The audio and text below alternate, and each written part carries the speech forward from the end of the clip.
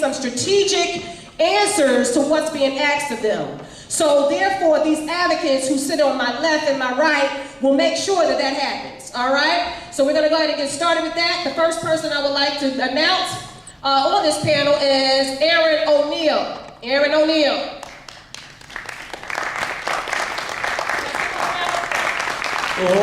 Uhuru. So, Uhuru, my name is Aaron O'Neill. I'm an attorney. Also, I'm a member of the African People's Socialist Party. I'm Northeast Regional Representative for the African People's Socialist Party.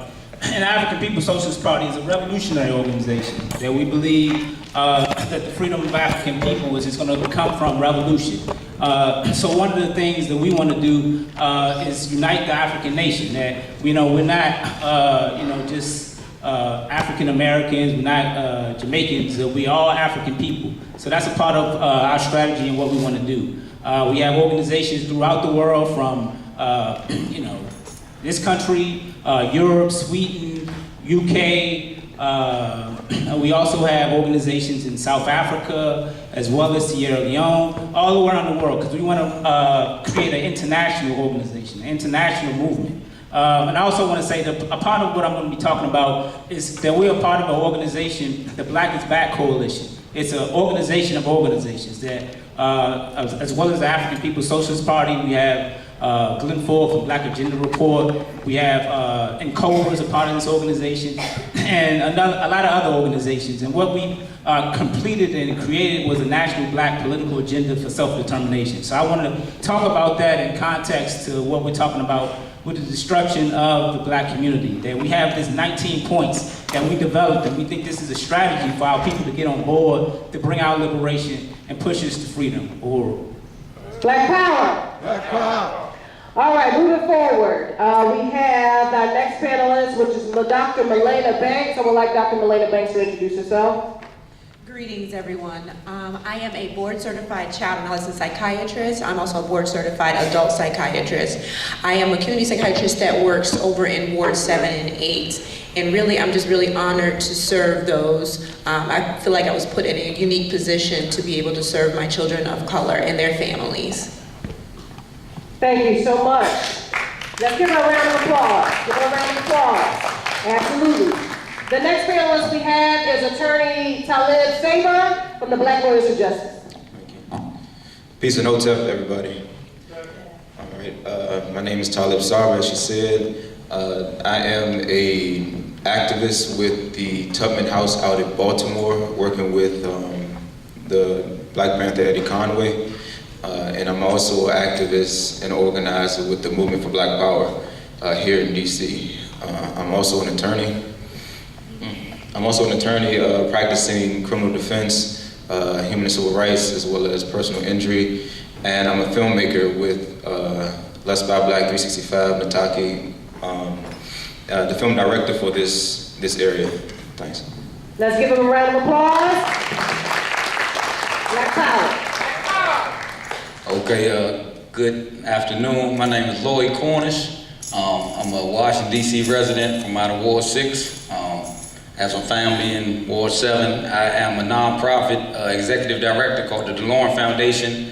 Our largest program is we run sports leagues for alternative schools. So GD programs, credit recovery, night schools. There's no sports for youth in alternative schools. So we run it, we started with 3 schools here, the night schools, Ballou State, Roosevelt State, and we expanded to 14 programs, including Maya Angelou GD program and a lot. And we expanded, we took it into Baltimore City. We also in Cleveland, Ohio. We're in Philadelphia, and we're going to make it a national model to give sports to youth in alternative schools, ages 17 to 24, their population. And it's an incentive for retention and enrollment and all of that good stuff. We've recently established a partnership, and I say this because, I have this solution, this idea around a solution, but we established a partnership with Catholic University School of Social Work, as their social workers in grad school are required to do their first year 16 and a half hours clinical, per week, and second year they have to do 22 and a half hours clinical per week. So we're going to be able to, one hand washes the other, so we'll be able to give our players life coaches through the partnership to Catholic University, and to address holistically not just the athlete, but the player, their families, and any other thing they need, jobs, connected to services, so on and so forth. Thank you. Let's give him a round of applause. He will be our advocate. Right now, we're introducing Sister Nia 2X. Let's give her a round of applause. Good afternoon again. My name is Nia 2X. I'm representing two organizations today. And the first one is VLB Productions, actually an advertising and public relations company since 1982. And the other company, or the other representation rather, I'm the honored president under the leadership of Reverend Dr. Al Sharpton. And I represent him in the DMV with his national organization, the National Action Network. And in DC, we're called the Greater DC Chapter of the National Action Network. The late, great Dr. Frances Cress Welsing was a member of our chapter. I'm so honored that she did today. Brother Malik Zulu Shabazz is a member of the Greater DC Chapter of NAN. And as well, Dr. Ife Williams, who is an attorney well known in the DC area, and she has the National Congress of Black Women. So we have many, many members. Some of them are here today, and I welcome all of you if you just come in, and re-welcome those that have been here earlier. Thank you. Let's give Sister Nia a round of applause, and now we have our youth advocate. Please introduce yourself. How y'all doing today? I'm Trayvonte. I'm 17 years old, from a Ward 4 resident, but due to gentrification, I'm currently living in Maryland, but I'm 17 years old, aspiring filmmaker and entrepreneur, and I'm here today, to express the pains of the youth as I have seen it through me not knowing, and now that I do know, I can analyze and see what's the better solutions to stop the destruction of the Black communities. And, I'm just here to give that insight to some people who might not be you, but let y'all know what's going on and what's the better solutions could be made. So, yeah. Let's give her a round of applause. Introducing Valencia Harris. Hi, my name is Valencia Harris, and I am the mom of Unique Harris, who's been missing from Washington, D.C., Hartford Street area since October the 10th of 2010.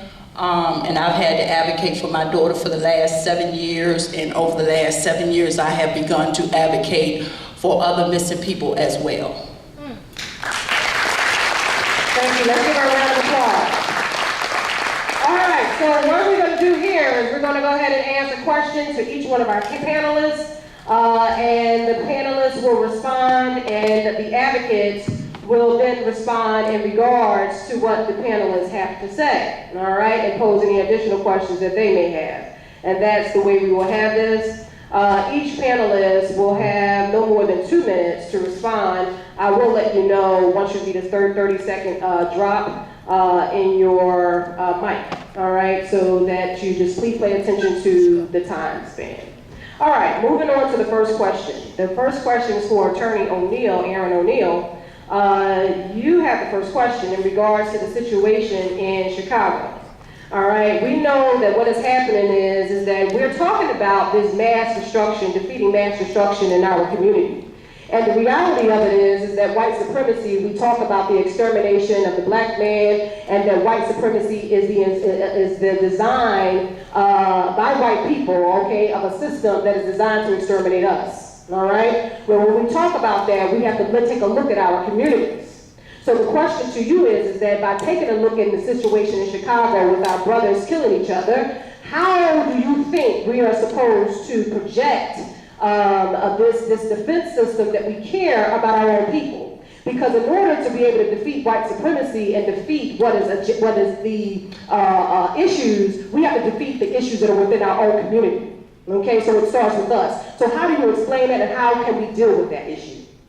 Oh, thank you. That's a good question. I want to say first that we gotta take a step back in history. That part of the reason why we have these contradictions is because we don't have organization in Chicago. That they killed Fred Hampton Jr., who was trying to create an organization that had the gangs in it, that had everybody in it, to bring people, and he was killed by the FBI with the help of Chicago and the CIA. So we got to stop from that position, that we we had organizations, we had people who were trying to uplift our people in that kind of way, but that obviously didn't translate, because we have a situation now where they pit the gangs against each other, where our community as a whole is in disarray because what we call the counterinsurgency. That after the 1960s, after they killed Fred Hampton Jr., after they killed Martin Luther King, they destroyed our organization, destroyed our community, and they brung in drugs in our community. They brung in the gangs. They brung in this gentrification. And also with the situation in Chicago, it's kind of a myth that Chicago is the worst place where, in terms of police killing. Actually, I just saw an article. It's like,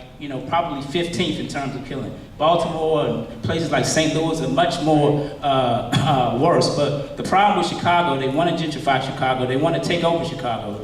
They don't speak about the thousands of teachers, black teachers that have been taken out of these schools, the hundreds of schools that they've closed there. And also just in general, Rahm Emanuel, who's was a pit bull for Barack Obama, has done everything in his power to gentrify the community. And the police killings, we don't even talk about that. We don't even talk about, they had a secret prison, in Chicago. We're not talking about in Iraq or Afghanistan, we're talking about in Chicago, where they were torturing people. I think it's not, we shouldn't look at it at a holistic level, that we want to stop the police killing. And part of what we do in terms of that, we have to create organizations where we can have control over our community. That, at one point, the gangs were protectors of our community. We have to reach out and create organizations to go back in the community so they don't have to, deal with these contradictions. But it's poverty, it's imposed on us with the contradictions in terms of the police and them killing each other. So, thank you, brother. Our advocates, I would like one of our advocates to respond. Advocate to the left, advocate Nia 2X. Yes, ma'am, thank you. I appreciate your comments, brother. However, when you think about Chicago, historically, Chicago was the mob city. Chicago was well-organized crime from the top all the way down. But you can't talk about Chicago without leaving out the success of the #1 man on the planet that lives in Chicago, that has reshaped Chicago, and that is, of course, our brother, Allah, God's servant, the Honorable Minister Louis Farrakhan. Because Chicago, and that's not to put anybody down. It's not to put anybody down, but the work of the minister has been like no other man in our lifetime that told the FBI where to go, that told the CIA where to go, that dared the CIA and the establishment to arrest him. They told him if he went over to Libya, and when he got back, that they were going to arrest him at the airport. He said, "I dare you."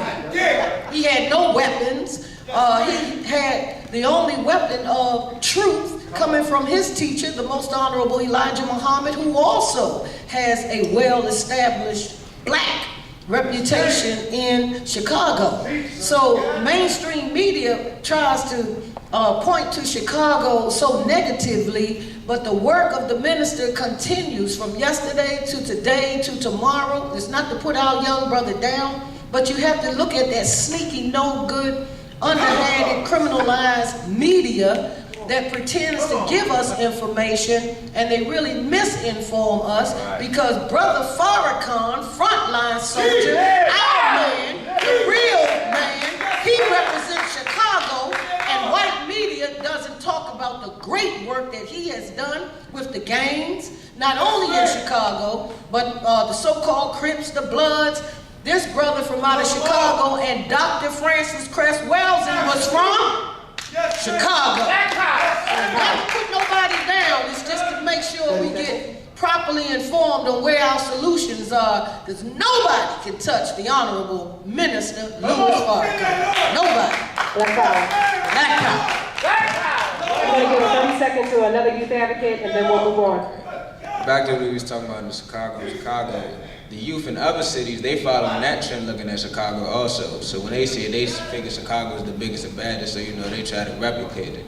Even in like these other cities, you look at Baltimore and stuff, they all, in the DC or whatever you look at, they all using the Chicago slang words. And that was another tool that was used by the media, such as the music.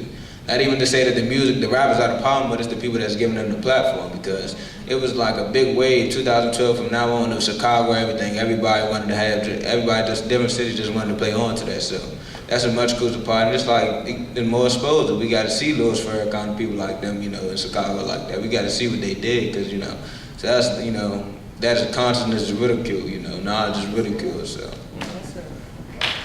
Okay, the next question, very good, give a round of applause. The next question goes to Dr. Melena Banks. Melena, you know, there seems to be a real problem within our community. We were just talking about the gangs and how do we, there seems a problem with the conditioning of the human mind in regards to our members in gangs.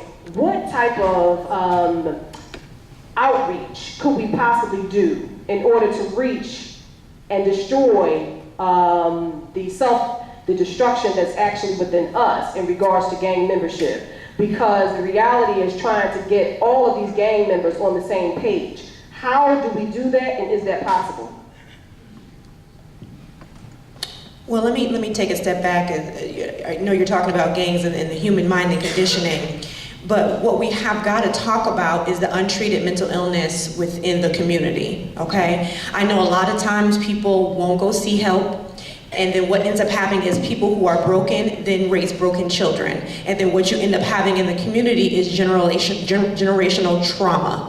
Okay, so then when you're talking about people forming gangs, they're forming them for lots of different reasons. So one of the reasons some of my patients know is that there are people that are missing in their lives, so they're getting from gangs what their families weren't necessarily giving to them. So we really have got to address that. And how do we address that? We've got to stop walking by mental illness like we don't see it and like it doesn't exist. When you talk about if you see something, say something, forget, yes, it's a slogan for if you see a package or whatever the case may be. But you see mental illness, you see it in your family, you see it somebody walking on the street. Mental illness also includes people who have substance use problems. You see them walking up and down the street and you walk right past it and don't say anything. You know, I heard some other somebody on the panel was saying something about getting back to the community and being communal. So we have got to pull people's card, right? You have got to say, if you don't know that person, you know someone that knows that person. Talk to them and say, listen, I saw them out on the street, they were doing this, this, this. What can I do to be helpful? You know, in my office, I often bring, who do you talk to? Who's the elder in your family? Okay, it's my grandmother. Okay, bring them into the appointment. Because a lot of times, they will say, oh, well, you don't need to see this person, or, you know, you don't need to see my family member, they're fine, or whatever. And they're not. So I say, bring them in, and I'll have a conversation with them. Oh, it's your aunt? Okay, bring them in too. And I'll have everybody in the room so we can have a discussion that I'm not just, you know, a medication dispensary. I'm about wellness and recovery. I'm about what other things are going on besides just medication. That's not the answer, right? I understand that there's only one grocery store in Ward 8. So I can't say to you, write a prescription and say, okay, I need you to eat healthy. Well, that's unreasonable. But what I can't, and I can't say, well, you need to spend $5 on 2 apples versus going to McDonald's and be able to feed your whole family. That's not realistic, right? So when I'm in the room and I say, but let me tell you what you can do. Go to the grocery store, get a can of beans, rinse those off, you know, you're gonna saute it, like, you know, so kind of creating real examples. So when you're something real that they can hold on to. So before we start talking about the conditioning of the mind, when we get to the gangs, we've got to heal ourselves. You cannot raise anybody else if you do not have what it takes. You can't. You create broken individuals, and the cycle just continues. And to further that question, and we have any responses in regards to that, but I would like to ask a question before you leave with this next segment, is that do you believe that should have happened, you know, what is the time span in which we have, because we got a serious issue in our community. The drug dealers want to get paid, all right? That's, you know, we can talk about mental illness and we can say, hey, you got a problem, right? And admit that you have a problem. But how long does it take an alcoholic to think about that they have a problem? Who is going to be able to diagnose and say, hey, wait a minute, who are going to be our key groundsmen that's going to make people understand the systematic issue that we have in our community in regards to mental illness? That's for the drug man, he wants the paper in his pocket today. So the reality of it is what alternatives and how are we going to make them to understand that, hey, there may be a case of mental illness. Okay. So that's a tough one, right? So what they're used to is what you're saying is that kind of quick money and understanding that, you know, I always tell my kids, you know, that I see that, okay, you're making quick money, but please believe somebody's allowing you to make that quick money. They see exactly what you're doing, right? So they allow you to make it for some time until either you're interfering with something else and then you're going to go down. You will, in some kind of way. So either you're going to kill yourself or you're going to kill your family member. And you're like, and they say, oh, I would never sell to somebody in my neighborhood. That's all right. You're selling to somebody else in somebody else's neighborhood, so you're killing them as well. So sometimes, you know, like again, you know, I just don't do medicine in the office. Whatever they're coming to at that time, I've got to address that so that I can then get to the mental illness. There's no way for me to say, okay, yeah, put your life on hold and let me just address this one thing. It's got, you have, you know, and if you're not getting that in the office, you've got to take your child, take yourself, and go see somebody else.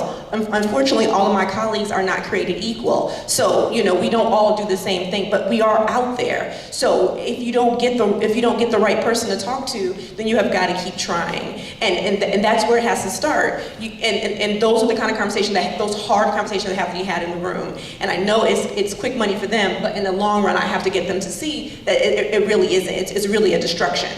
All right. Let's give a round of applause for that. Cornish, would you like to respond as an advocate? So it's a lot of moving parts to all of this, man. My head's been like, you know.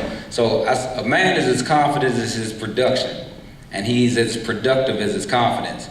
So these days, the hustling, it ain't really that much money being made outside. You know what I mean? Being honest. You know what I mean? You know, the crack and dope. You know, the young is not using that. You know what I'm saying? They're using the over-the-counter pills. You know what I'm saying? Percocets and Oxy. You know what I mean? They smoking, and they smoking K too, and they really self-medicating because, you know, your confidence low as a man. You know what I mean? If you're not producing, you're not confident. If you're in a classroom, if you can't get that, you might act out and you might joke and bully because you don't know them answers. But let you get them answers, you'll start to participate more. You know what I'm saying? And a lot of times them kids go back to a neighborhood where they feel like they're somebody, you know, having sex with women and having babies, robbing, stealing, killing you. That's a negative act, they say, but it was meant to be in a positive way. It was really meant to be somebody. You know what I mean? So you know, when I'm in here and I hear, you know, it's like it's not enough room for folks in the crowd to stand up and really say their piece. I know as we talk, everybody out here probably got a view about the holistic side of it, and then individually about the household and things that go on in there. And then you have the young lady who didn't have enough time to give her presentation, but that's just as important too. And then the guys on the stage talk about education and opportunity. So when I think about it all, right, I think about it all. You got the council folks, but where's the money at in the city? The money is within the agencies, the nonprofits, and the developers, right? Who oversees those people? The council folk. So if you meet with the council folk, they're pretty much pawns. But you don't vote on the developers, you don't vote on the nonprofit leads, you don't vote on the executive directors of the organizations. You vote on the leadership, the council folks. But they're really just pawns. This is where the money is. There's no checks and balances on that, but you know how you can get. So my solution, if you don't mind, you know, what's in my heart, man, what God put in my heart, I wasn't even, you know, was my solution. What I feel is though is power in numbers. So work with me. Say we take 30 of the highest intensity neighborhoods in the city, right? And I have this partnership with Catholic University. It's manpower in the colleges. I got a partnership with Catholic grad school getting free social workers. They got to do clinical hours. So you got 30 of the worst neighborhoods in the city. 30 seconds. I can't get it out in 30 seconds. I got a plan. Like, you got to give me more than 30 seconds, please. I ain't going to lie to you. So you got 30 of the worst neighborhoods in the city. Forget Catholic. Georgetown, Howard, GW, George Mason, UDC, and University of Maryland. 6 schools, 30 neighborhoods. Give each neighborhood, one school gets 5 neighborhoods. Maryland gets 5, GW gets 5, George Mason gets 5, UDC gets 5, Howard gets 5, Georgetown gets 5, right? Let's take Maryland. Maryland has their 5. Lincoln Heights, Kenilworth, Simple City, Bennett Park, you know, Clay Terrace, right? Each of those neighborhoods have 400 housing units. 4, 8, 12, 16, 2,000. Maryland has 200 social workers. 2,000 housing units, 200 social workers in Maryland. You give each neighborhood 40 social workers. 40 social workers, 400 housing units, each social worker has a caseload of 10 households, right? I'm just creating an organizational chart, you know what I'm saying? I'm a structure. So 40 social workers, 400 units in Lincoln Heights. Each social worker oversees 10 households. Each of those 30 neighborhoods has a neighborhood general, a neighborhood representative, similar to the government. But I don't want to talk like that. That's blasphemy. Each neighborhood, or they're going to say, each neighborhood has a representative. The social workers have their caseload, and each week, or say every 2 weeks, each Monday, the social workers, those 40 social workers, meet with that neighborhood's general, right? That goes for all 30 neighborhoods. That's universal. So that was the example. So all the social workers meet with the 30 generals on Mondays. The 30 generals meet with the government agencies. We mandate all the agencies, the nonprofit developers in a room. They meet with us, the 30 representatives, on a Tuesday. They gonna say, nah, we're not meeting with y'all. You go to the council, they gonna say, nah, we're not meeting with y'all. So now the 30 generals gonna each have 4 horsemen. Hold on. The 4 horsemen are responsible for, simple as this, they're responsible for getting signatures and addresses. And that sheet y'all passed around today, they put their address and signature on that sheet. And if I send an email to the council member in Ward 7 and say, I want to meet with you to mandate the agencies you oversee to meet with all our representatives once every 2 weeks on Tuesdays, and he's going to say, nah, and I'm going to send him an attachment that has 8,000 signatures on it. He's going to meet with me because I am using his pawn to call the shots, because I'll vote you in or I'll vote you out. I saw on the jump election 2008, so let me keep going. So I send one, man, I got a whole jump though. Gotta get back to you. All right, very good. Let's give him a round of applause. And this goes into my next question. He brings up a good point. You know, the next question is for Attorney Talib Saber. What the people would like to know is that with all that being said, I mean, he's setting the agenda of what we should be doing. But the question is that are we really doing enough to create a strategic plan to end the massive destruction in our city? What type of things can we do? How can we fight police brutality, the police taking our men down, the mass incarceration of black men, the mass gentrification issues we have with them pushing us out of our communities? How can we end the unfair sentencing guidelines? Give me a strategic answer in regards to how do black people survive in this neighborhood. Attorney Talib Saber. So you kind of boxed me into that question. So I think it's important to fully understand the system of racism and white supremacy and how it works and the effects that it has on us as a people and why we got to this point. The question really is, how do the original people of the planet, everybody in this room, the descendants of Africans, how do they turn into second-class citizens? Come on. Who we are now, or how we're treated now, right? Step one, what did they do? They gained our trust and came and invaded our communities, whether it be on a continent where we're talking about Kemet, we're talking about Zimbabwe, South Africa, we're talking about Australia with the Aboriginals there, and West Papua, what's going on now. That was strategic, that going into the communities, sitting at the feet of the elders, studying amongst us, and then learning exactly what it is that we do. The next step would be to erase all cultural identity and then replace the names of it. We see it with, modernly, with, is it Noma now? That area that they just named?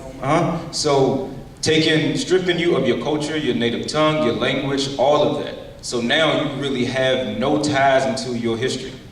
So they're feeding you exactly what it is, just like Get Out, right? They're feeding you the information that they want you to have, and you see it in the actual educational system today.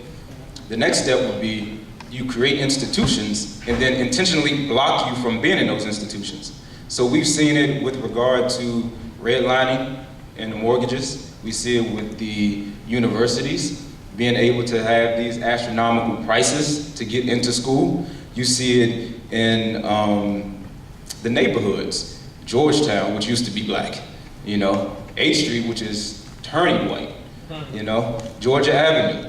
These places that used to be black, DC used to be 70% black in 1970, I believe it is. And now you're talking about 50%, less than 50%, like 49 or something like that?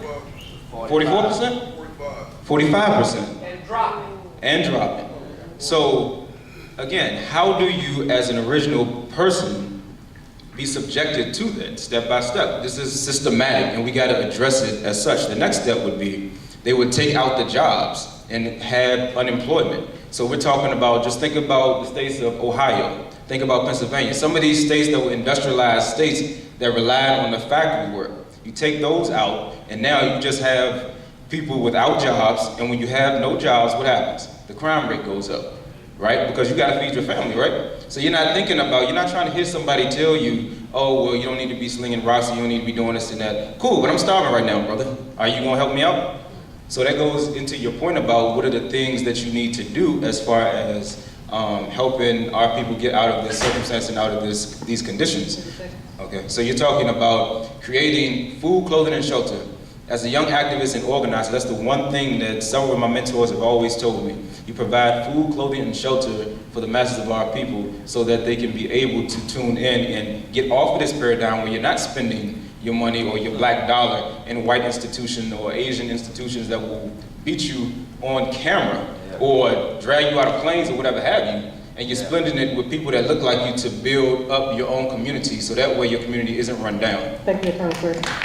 Thank you for a round of applause. The reality of this thing is that people are absolutely horrified. They're scared and to even drive their vehicle. They're afraid of being pulled over. They want to know tools and ways of protecting ourselves. We are a black nation. We want to continue as a black nation. We want to build our black nation. We want to protect our black nation. But the fact is that a lot of us have fear and are running scared. I want to know, what do you plan and in regards to how do we create this protection? What are the steps that we need to take in order to protect ourselves against the mass extermination that is set for us? See, the white man has it all in stock for us. He knows exactly what he wants for us, and that is our destruction and extermination. All right, and that's only because of the melanin that's in our skin. So what I want to know, I want to know a strategic, I want you to answer my question now. I don't want anybody on this panel to let it go. We want answers. The people want answers. We heard this before. We hear the talking. We know it. We hear it every day. But the reality of it is, now I want an action plan in regards to how we're dealing with police brutality, how we're dealing with food genocide, how we're dealing with the mass incarceration of our black men, how we're dealing with the mass extermination of our black men and women by the police department, how we're dealing with our missing girls. Let's talk about Relisha Rudd. This question is going to go for Relisha Rudd. Before you guys get to that, I want to hear from Relisha Rudd. And I want to hear from Relisha Rudd's mother, okay, and I'm Valencia Harris. And I want to talk about, she introduced her daughter, I'm sorry, I pulled the wrong one. And we'll go ahead and talk to her, because I want to hear her voice and talk about this fear that we have about our community. Now, she's brave on this panel, but I know the fear that she has, the reason why she's here, because she not only fears for what happened to her in regards to her situation, but she fears for all our children. And that's the reality of it. She's up on the stage because she fears for all children. So I want to hear her feedback. Well, first of all, I want to thank you all for having me because this is a very, very, prevalent issue right now. And please announce your daughter again. I'm sorry. My daughter's name is Unique Harris. Her name is Unique Harris. And my daughter was actually taken out of her home. In her home, in the middle of the night, with my 2 grandchildren, where she belonged. Okay? Now, as far as, how we remedy that, I think a lot of it has to do with, we have to, as you said, we have to unify. We have to unify. That's the only way. I have a lot of uphill battles just to get, I had a lot of uphill battles just to get my daughter's story public. Okay? I had people in, media outlets and things like that that would literally hang the phone up on me when I was calling them, asking them for help to get my daughter's story out there. And at the time, I didn't understand what media stood for. Media actually stands for, it's actually the acronym for multi-ethnic destruction in America. So at that point, I had to realize I couldn't depend on the media. I mean, I'm thankful for, the fact that my daughter has had quite a bit of media attention, but on the same hand, I can't rely on that. Now, what I chose to do, as far as my daughter was concerned, was to fight back, speak up and speak out. And in that transition over the last almost 7 years, my daughter's been missing since 10/10/10. October the 10th, 2010. And as I said, somebody came into my daughter's apartment and took her out while my grandsons were in a bedroom in the apartment sleeping. You know, I'm so grateful and thankful to God that, you know, my grandsons wasn't entangled in this situation. But on the same hand, you know, I'm really, really angry at the fact that, you know, I had so much of an uphill battle. And I'm not just talking about with media, I'm talking about right in my daughter's own community. I would go out there and have, up to date, I've had like 13 different functions for my daughter. It is like pulling teeth to get us out to even fight against these types of things. You know, I have to, you know, jump through hoops and, you know, do all these things. And, you know, everybody that says, oh, if you need me, I'm going to be there, call me if you need me. They don't mean that. Because the minute that you call them, they got something else to do. And something else that, you know, is in a situation like this, apparently so minute, that caused me to feel like I have to fight for my daughter, and not only that, I have to fight for this mission as a whole. Ms. Harris, I'm going to stop you right here because I want to know from you, who do you blame for this? I mean, you can take a look here, and everybody in the audience wants to know this. Some people in this audience, and I'm going to raise the question very frankly, some people say, well, there's a problem in your home. How do you respond? They say what? They would say, there is a problem in your home. Some people think it is an internal issue rather than an external issue. And we want to know, what is it? Well, I really can't, you know, pinpoint that because I'm still in this struggle and learning every day myself.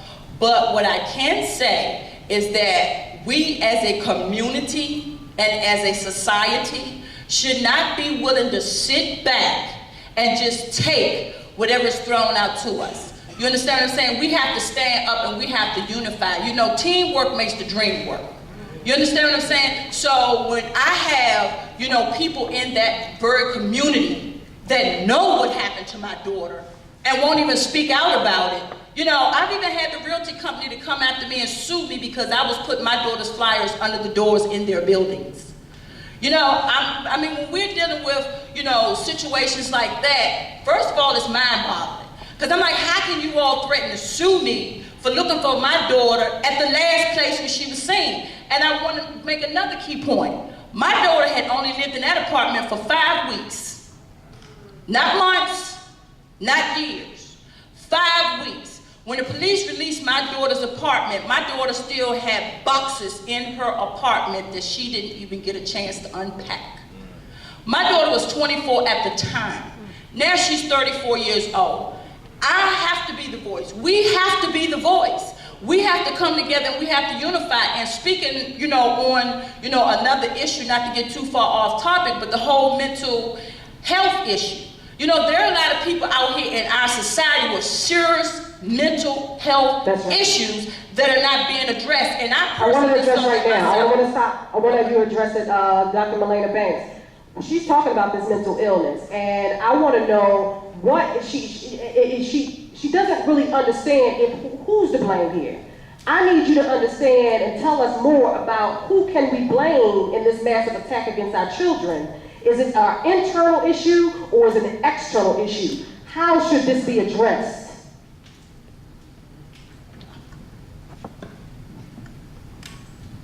Does it come from within inside of the home, or do we need to blame other sources?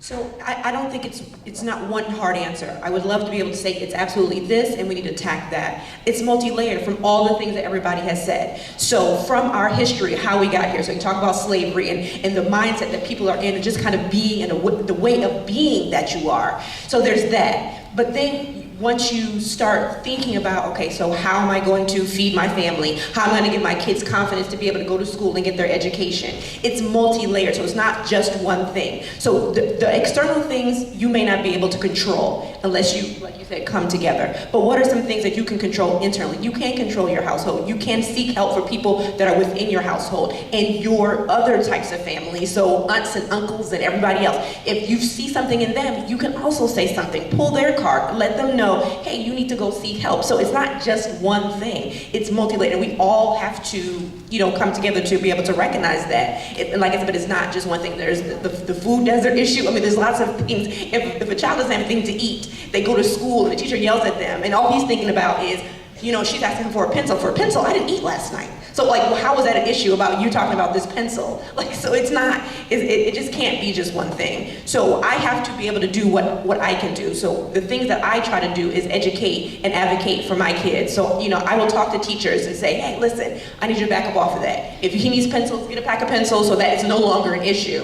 I have to fight insurance companies because they only want to give me 15 to 20 minutes. There's no way I can talk about, I've known you for 15, 20 minutes and now I'm writing a prescription. No way. So, I have to take a hit sometimes. So sometimes, I don't get paid for those hours I spend with the families, but I know at the end of the day that we're looking for wellness and recovery. And if I can have somebody well to then raise well children, then that influences the community. So if I have enough money to be able to eat, and everything else for me is wonderful because I'm in a unique position where I can help families to understand that. Gotcha. Thank you so much. And just really quickly before I get back to Ms. Harris, Aaron, Attorney Aaron, I want to hear what you have to say in regards to this Pizzagate theory, in regards to the missing body parts and whether or not we are actually being a target of mass destruction. Because this target of mass destruction is actually, I'm going to make sure that a black person is taken off the streets so we can kill them, take them, destroy their body parts, and destroy that black or African being.